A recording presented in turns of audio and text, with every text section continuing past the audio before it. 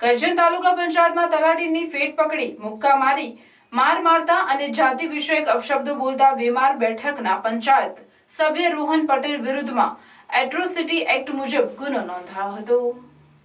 કરજણ તાલુકા પંચાયતમાં કચેરીમાં ગુરુવારે તલાટી કમ મંત્રીઓની મીટિંગ હોય, જેમાં તાલુકાના તમામ તલાટીઓ હાજર રહ્યા હતા।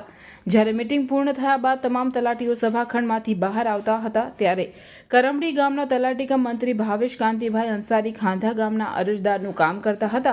ત્યારે તાલુકા પંચાયતના વેમાર બેઠકના સભ્ય રોહન પટેલે તલાટી ભાવેશભાઈને બોલાવેલ, ત્યારે ભાવેશભાઈએ કહેલ કે એક અરજદારનું કામ પતાવીને આવું છું એમ કહેતા રોહન પટેલે એકદમ ઉશ્કેરાઈ જઈને તલાટી ભાવેશ અંસારીની ફેટ પકડી મોઢાના ભાગે મુક્કા મારી જાતિ વિષયક શબ્દો બોલી જાનથી મારી નાખવાની ધમકી આપી હતી, જેના પગલે તમામ તલાટીઓમાં પણ રોષ ફેલાયો હતો।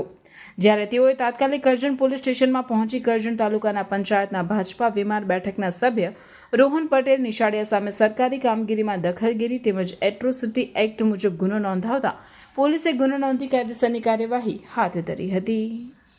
આજે બપોરે તાલુકા પંચાયત કચેરીએ મીટિંગ અમારે હતી 12 વાગે। એ પતાવીને હું કમ્પ્યુટર શાખામાં એક પ્રિન્ટ કાઢવાની હતી, તો બીજા અરજદારનું એક કામ હતું, એ પતાવતો હતો।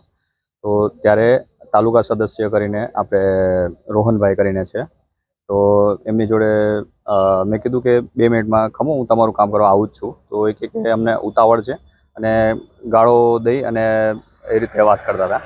તો પછી મેં કીધું એક અરજદારનું કામ ચાલુ છે, પતાવીને આવું જ છું એમ। તો એટલી વાતમાં એ ઉશ્કેરાઈ અને એમણે મારો કાટલો પકડી લીધો અને પછી જાતિ વિષયક શબ્દોથી અપમાન કરીને મને માર મારેલો છે।